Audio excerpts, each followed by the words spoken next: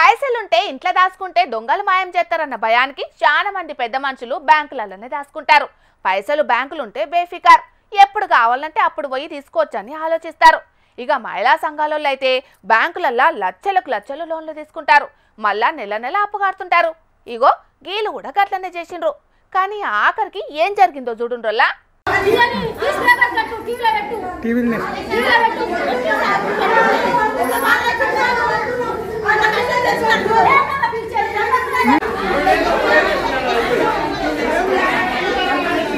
చూసి రానుల్లా మహిళలంతా ఎట్లా గుమిగూడిర్రో.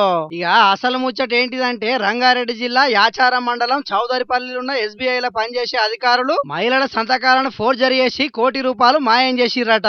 గందుకే బ్యాంకుకు వచ్చిన డ్వాక్రా సంఘాల మహిళలు ఇట్లా లొల్లికి దిగిరన్నట్టు. మహిళల లెక్క ప్రకారం తీసుకున్న అప్పు మొత్తం తీరినా కూడా ఇంకా అప్పు తీరలేదని మోసం చేస్తున్నారని మహిళలంతా ఆందోళన చేసే వరకు ఎమ్మెల్యే మల్రెడ్డి రంగారెడ్డి సార్ కూడా అక్కడ చేరుకుని మహిళలను సముదాయించిండు.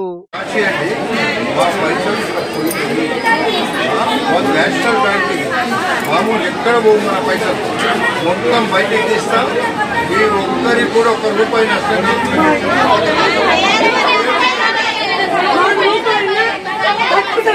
ఇదేం మామూలు బ్యాంకు కాదు, జాతీయ బ్యాంకు కాబట్టి మీరేం బుగులు పడకుర్రి. మీ పైసలు ₹1 కూడా పోకుండా చూసుకుంటారని భరోసా ఇచ్చిండు మల్రెడ్డి రంగారెడ్డి సారు.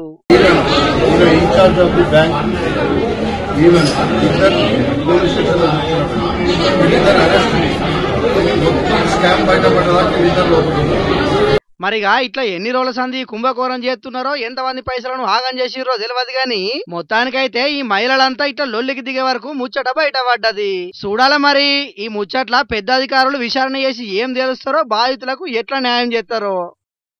జోర్దార్ వార్తల్లా మళ్ళొగా చిన్నదంటే చిన్నదే బ్రేక్ తీసుకుందాం వల్ల.